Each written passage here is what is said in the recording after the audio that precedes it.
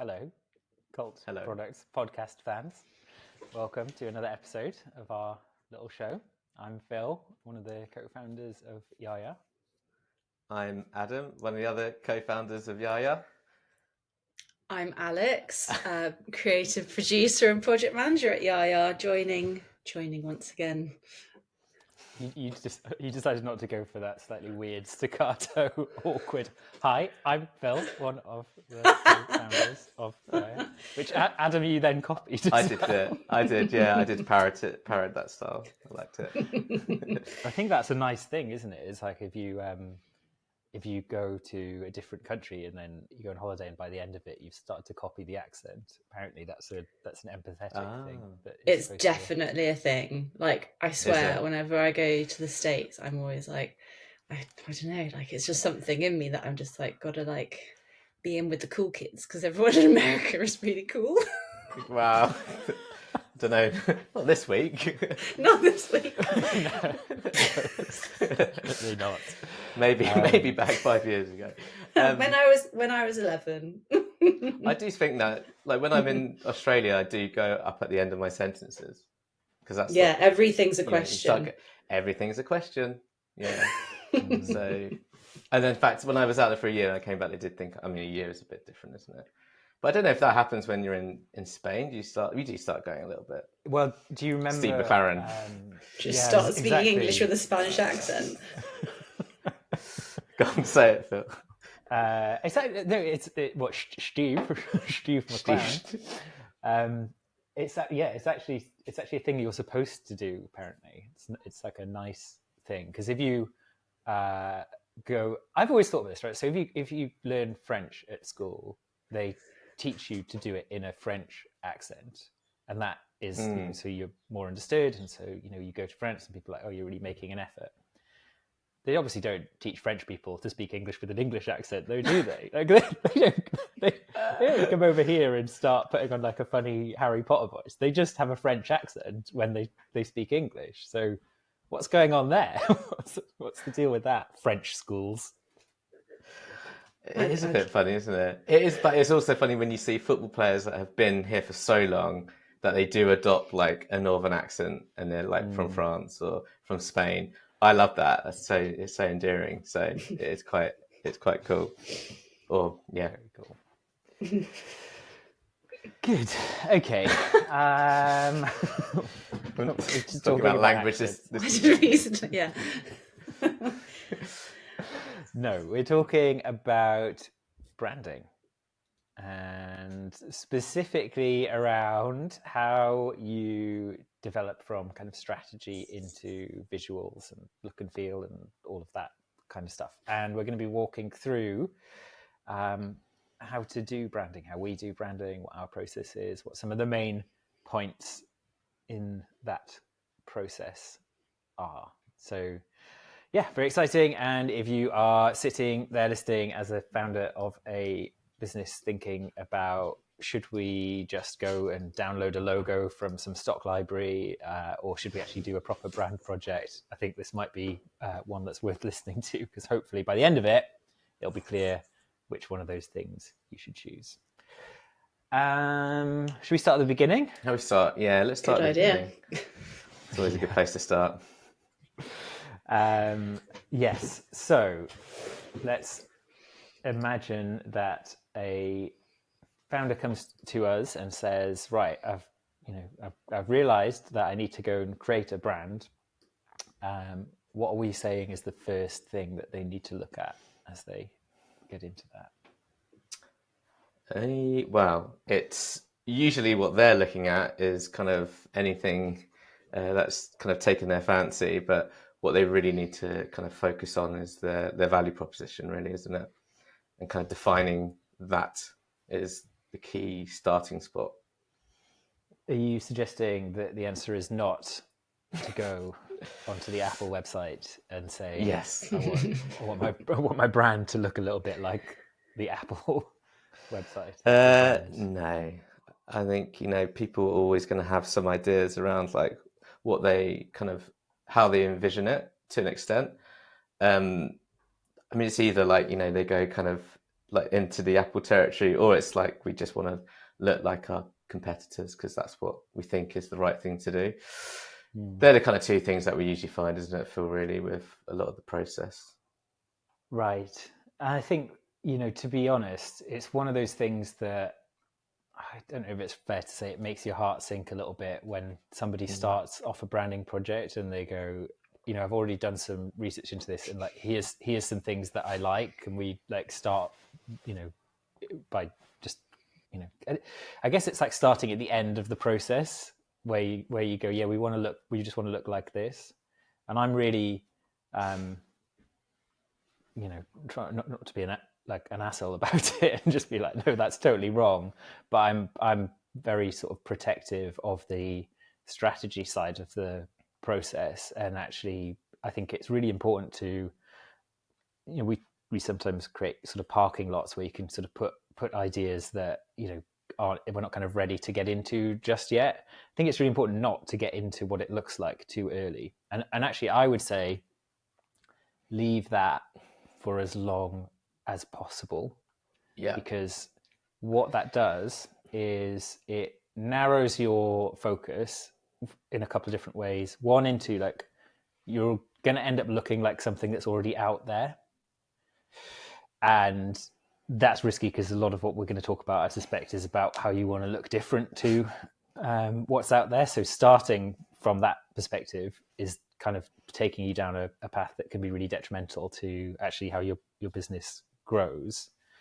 And the best brands are based off like deep understanding of audience and messaging and all the rest of those kind of things, and the visuals come from all of that understanding. If you just jump into somebody else's shoes, then you're kind of just adopting their exact strategy, which is not going to be right for you. So when we get into the process, there'll be a couple of, I think what we'll end up saying is this when we start to think about how it looks and just keep saying no. We're just going to keep pushing that out further and further and further. Yeah, it's quite hard though, isn't it? It's quite hard. Well, yeah. No, but if a client comes to you, like, so we're saying like, don't think about the look of it like from the outset, whereas most people, that have come to you with things like the Apple website, or I want to look like this, they want to see the visuals like yesterday.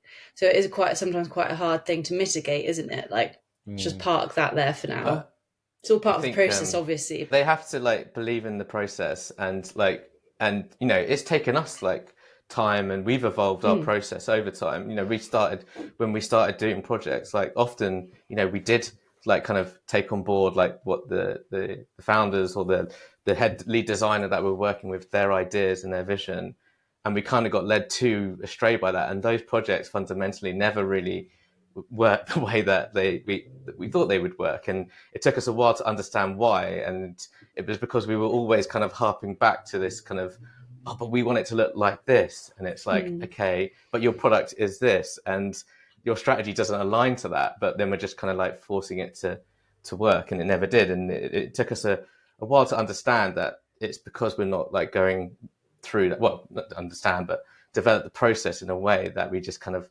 go through stages, and we guide them through, which means ultimately at the end you've been through all that and you've got to the right kind of outcome, and they understand there's no kind of question of like, oh, like how did we get here again? Like, you've taken them through that journey. So so yeah, it's definitely one of the biggest learnings I think we've had at Yaya, like, and just being like really having conviction about why it's so important to do that.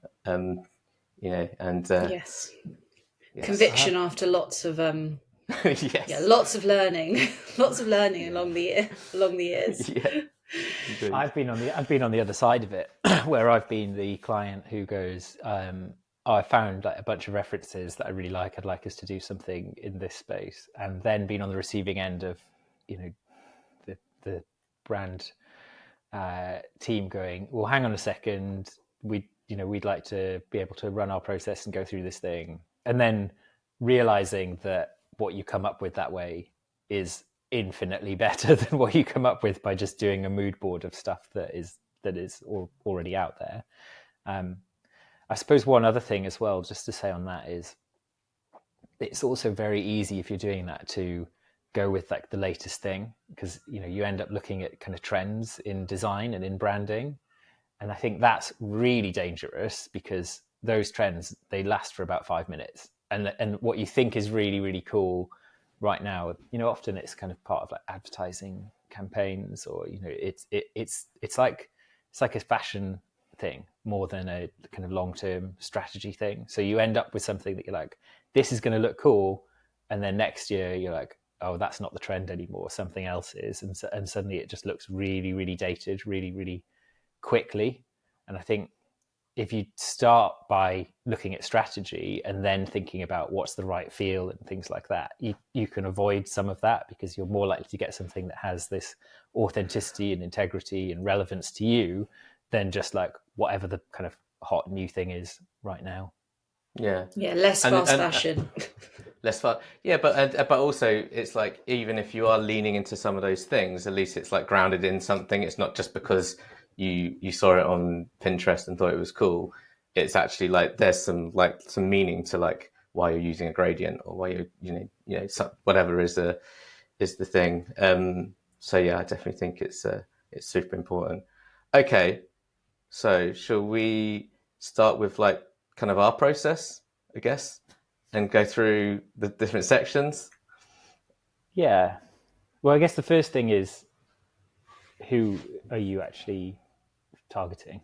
I think you have to be very, very clear on that. And I think, for us working in the space that we're in, the first thing that we would help people with is say, what's your market, first of all. And often I think we find that the challenge is making that market as small as possible. Because if you are in the startup space, you're really looking to go quite niche and quite specific and quite precise. So rather than say, we're building a, I know this is not a real example, by the way, but we're building a cybersecurity product, and it's gonna cater to all the businesses in the world. It might be better off saying, we're going to build a cybersecurity product that's going to protect restaurants in the east coast of America, and like funnel it down as much as possible, because then actually when you create your brand and your messaging, you can speak directly to those people. And because you're not a huge business with the capability to go after a like mass market, it gives you a better opportunity of becoming the cybersecurity product for restaurants on the east coast of America. Then you can say, right, now we've done restaurants, now we're going to do bars, and now we're doing restaurants and bars, now we're going to add hotels into them, or whatever. Like, this is obviously just a stupid example, but you can kind of grow from a position of strength. And I think that is one of the questions that I think we ask quite a lot to founders, which is like, what, before we get into the specific personas within that market, what is your market, and can you make it smaller, up until the point where it's too small and you're like, there's no money in this, there's not enough opportunity. And that's kind of the place to start, really. It's just not biting off more than you can chew in the early stages. Do you think, because obviously we talk about kind of narrowing it down to a bit of a niche, and we talk about that quite a lot as something that we're really passionate about. How do you think that, like, kind of when you say that to a founder, because obviously they have big global plans of global domination, like how do you, like, we don't really seem to get much resistance on that, do we? Kind of people do tend to like understand why we think that's important to begin with. I think it's quite intuitively it makes sense to go after a small market rather than a big one. I don't think that's the complicated part. I think the difficult part is knowing which specific target market to start with, and often there can be a bit of trial and error in that as well. You might start off with one assumption and then quickly move on to another thing. So one of the difficulties I think with branding and with a lot of this stuff is kind of nailing your colors to a mast and making a decision. But of course, the thing is startups are inherently fluid, and things change, and it's all about experimentation. And if something doesn't work, you move on and try the next thing. And that's the nature of finding product market fit, albeit there are things that we do as part of our process that helps you kind of get to that a little bit quicker than just randomly trying every market in the world. Cool. All right, so we talked about kind of how important it is to understand the market. What about the kind of customers, and how do we like identify who they are individually, and the importance of that? Yeah, I mean, I think there's a balance of like empathy and science there. So there's an extent to which it is about kind of creating frameworks and pulling together information about people, but there's also like an emotional intelligence thing, and can you actually put yourself in the shoes of those people and try and actually feel what they can feel.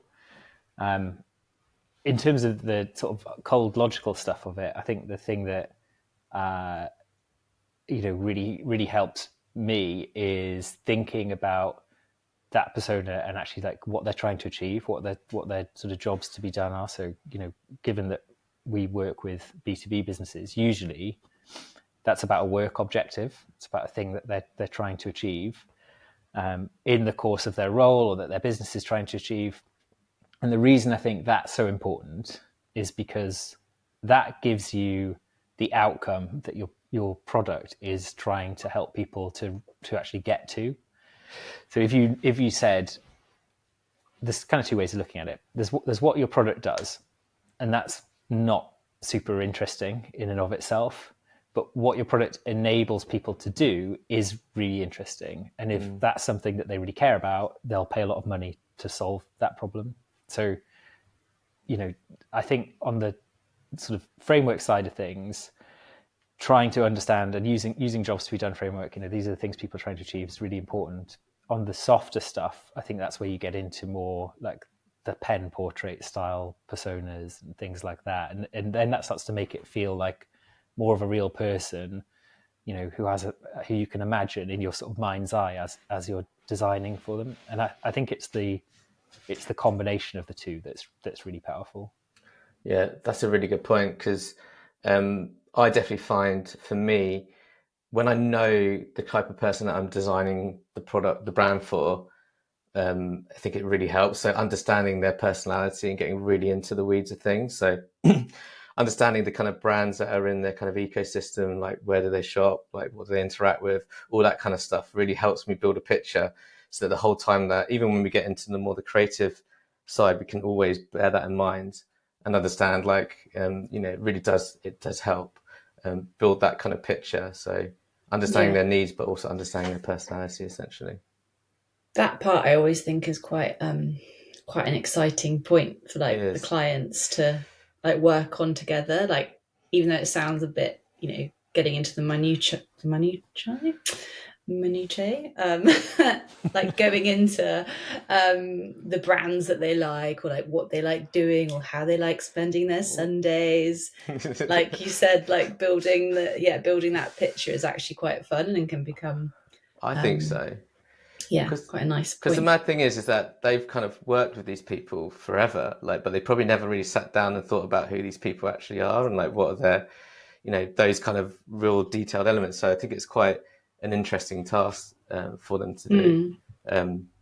Same way as that we've done that for our own business. It's quite interesting that you've worked with these people, and then you start to like build out a picture of all the things that their needs and wants and stuff. So yeah, it is when you start to like kind of, it is a good point in the project. I do enjoy doing that. I think it's, if I said to you, picture a finance director, and their whole role is about trying to, I don't know, save money, make things more efficient. Versus, I said to you, imagine somebody who's in their, late 50s, again, stupid examples, but like every weekend they put on their Lycra, they go cycling, they come back, they've got 2 kids, they take them out for dinner. They like slow cooking things. I like slow cooking things. Yeah. exactly. They wear a gilet during the work week, potentially. Yeah, I think something about a gilet that tells you a lot about someone's personality. I do own a gilet. Do you know what? They're very warming. You know, they're warm in this weather. The Uniqlo gilet, it's a good layering thing. It is. Anyway, digress. I thought it was great. We had Finn on last week, and this is a bit different because it wasn't about the target persona of both and his brand, but it was he described the brand as being like the cool older sibling that you sort of look up to and aspire to be a bit like and try and emulate, and who's a bit kind of further down the line than you. And I thought at the time, that helps me. It feels much more like a story that I can kind of, or a picture I can paint in my mind of what that brand is, much more than saying, oh yeah, this brand is, here's 3 bullet points. It's, it's aspirational. It's cool. It's, and there is something, I think, in, the way that humans think about things, that if you are able to bring more of that kind of color and shape and, lean on, things that you kind of universally understand and give you depth, then you can get to that more empathetic spot. It's a bit of a left brain, right brain thing. Maybe that should be the end point of all our brand projects from now on. Like, create that like overarching persona for the actual brand rather than looking at the archetypes. Yeah. We did at one point used to say, if this was a famous person, who would it be, didn't we? Well, I mean, that's what I do in the archetype section, because I think, and we'll get to that in a bit, I think it's really hard for a lot of people to take a lot of this abstract thinking and then kind of like turn that into something tangible.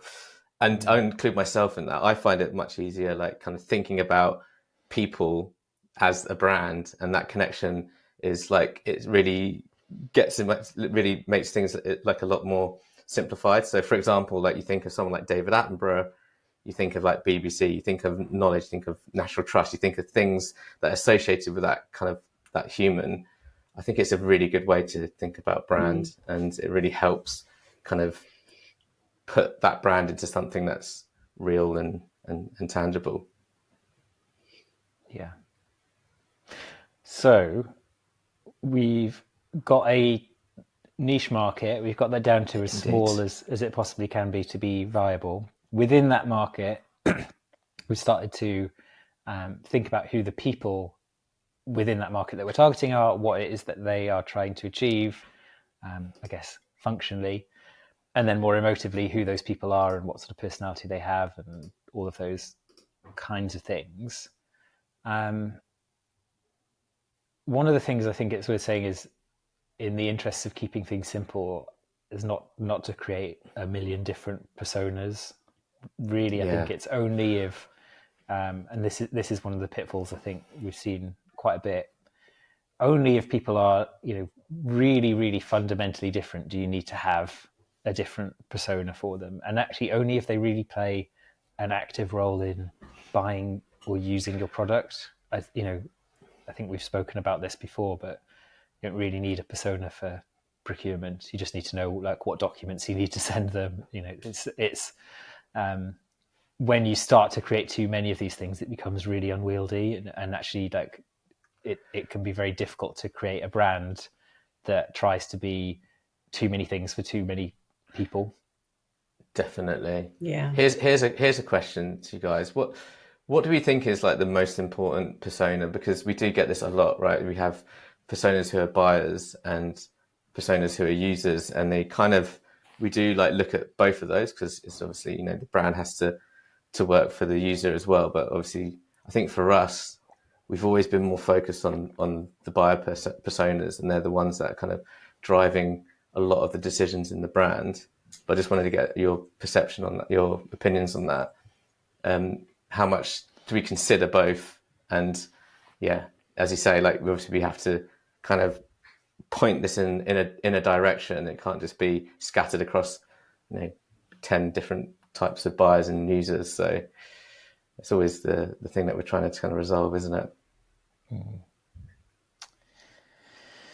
It's a great question. It's a hard question to answer definitively, I think. I think the primary persona is always the buyer, because everything, using a product is downstream of buying it.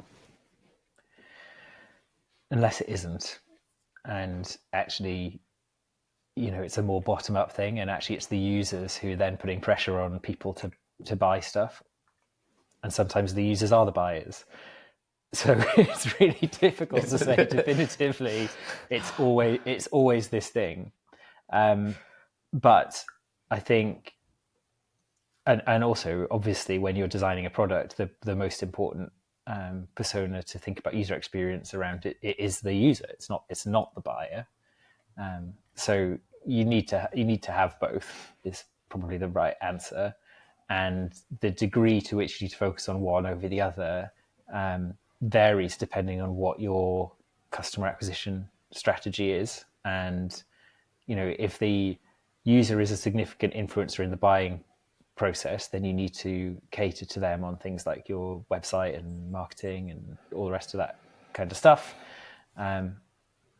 But really, it should always be the person who's signing the checks who's going to be front of mind, because otherwise it doesn't really matter. You need to be able to generate revenue, and you need to be able to make sales. Yeah, I would add another complication to that as well, is that I think sometimes we kind of jump to that person that's like generally more senior that signs it off, but they're not really the person that we need to appeal to. Their senses, they're not the person that's out there looking and researching and like finding a potential product to kind of solve a problem. So it kind of adds another complication that actually the person below that person is the person that we need to really like focus on.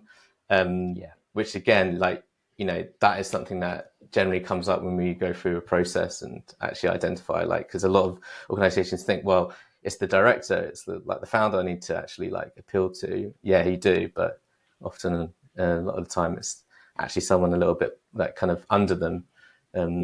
Which is. Yeah, we did a project recently actually when we got all the the customers and the users through from the client, and then we were on the workshop, and then suddenly there were 3 other people that weren't included in the client's list of people that actually were more important, because the more you question it, the more you're then, oh no, actually, but they don't actually use it every day, they're just signing that off. So ask questions in that process, because you're always going to find some more people. Yeah, indeed. Yeah, I guess the question is, in your specific situation, who are the people who matter most to actually getting your product to be bought and used, and then figuring out to what extent you need to focus on those people. I guess, if you think about most large businesses, if you go and work for them and you say, I'd like to start using Gmail because I don't really like Outlook, as an individual, you don't really have any chance of doing that if they're already using Microsoft and all those kind of things. And as much as you might say, well, I like the features in Gmail, and it's I find it more usable, the rest of those kind of things, the person who ultimately buys that software is going to go, that's great, but the things that I care about are like, how scalable is this, how integrated is it with all the stuff that we already have, how secure is it, all of those kind of things. And those might be things that actually the user just doesn't really care about at all. So you in that situation, you would be better off aiming your product at the ultimate decision maker rather than the person who's actually just going to want to use it but has no influence.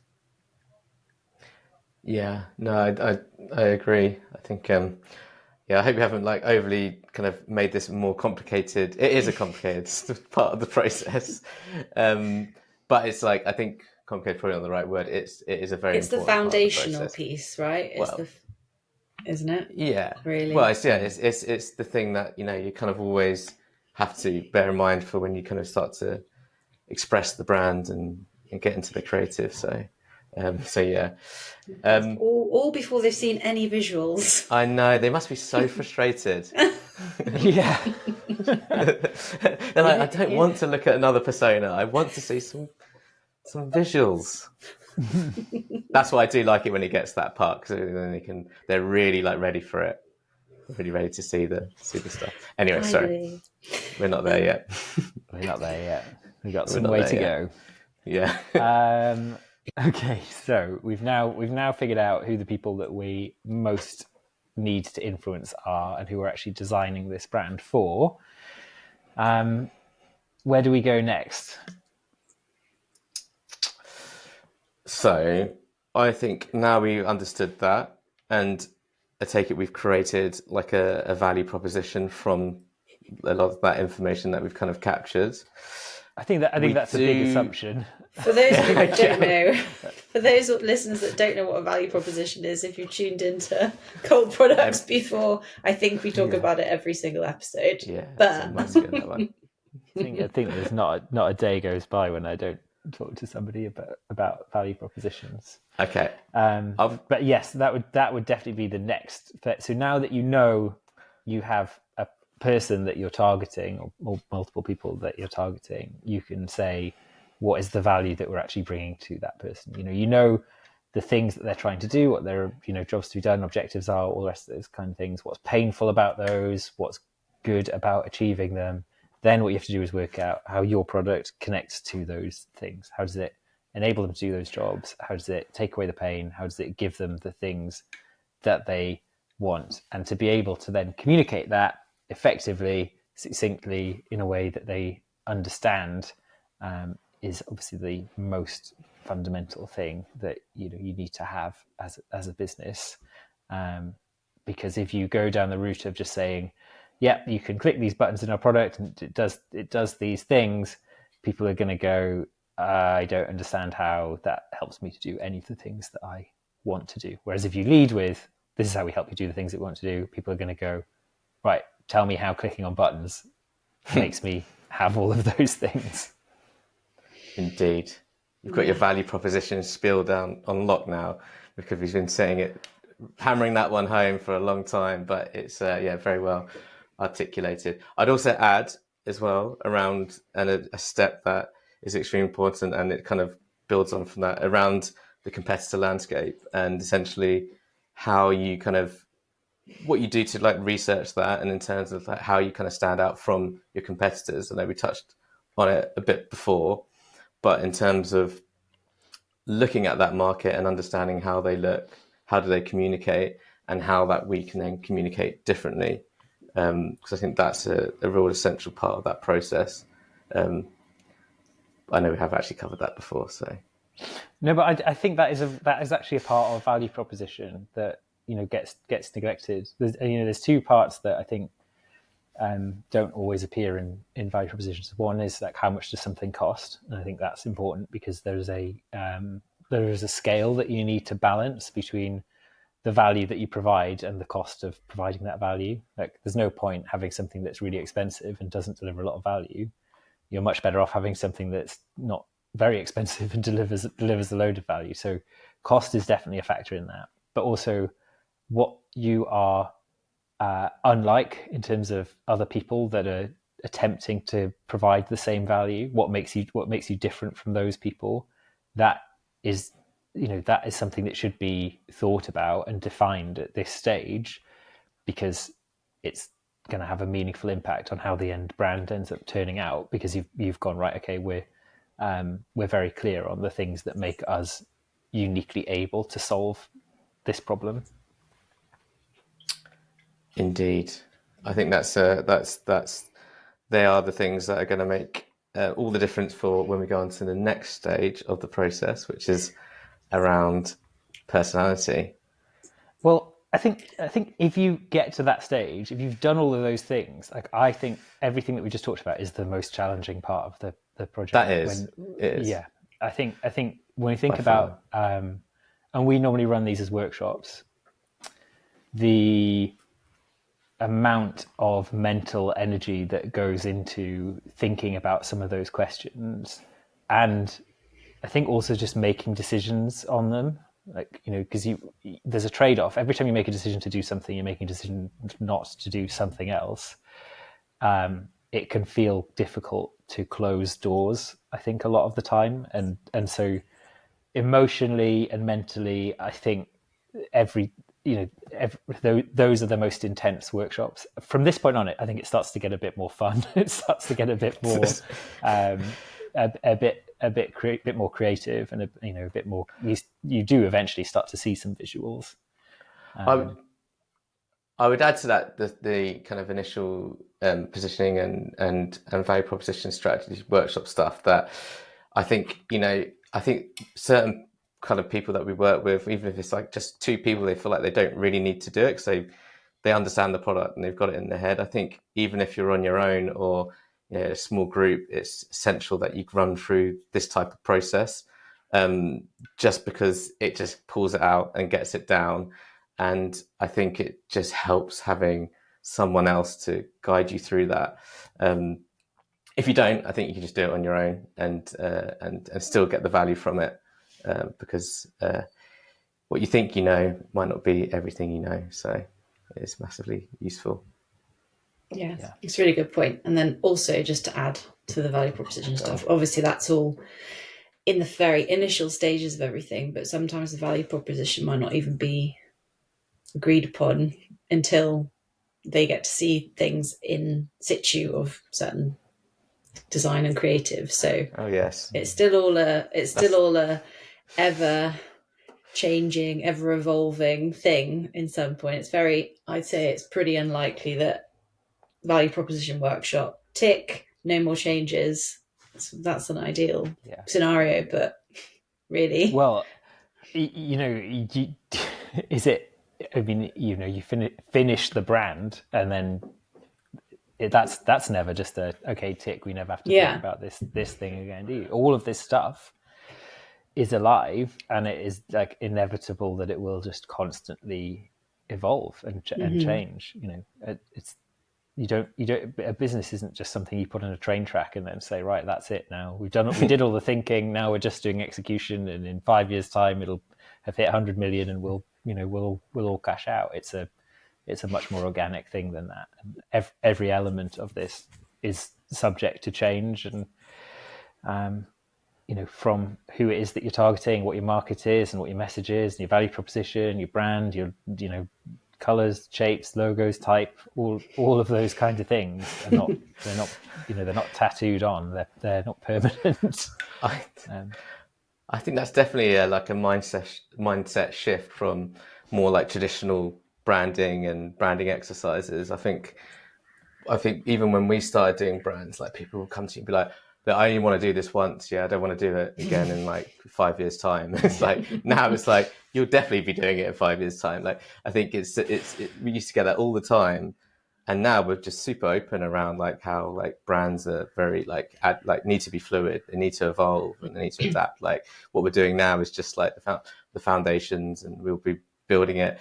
And you think if I said that 10 years ago, people would be like, what? Like, what are you talking about? Like, once those guidelines go in the PDF, I'm not looking at them again for another 10 years. It's like, it doesn't work like that.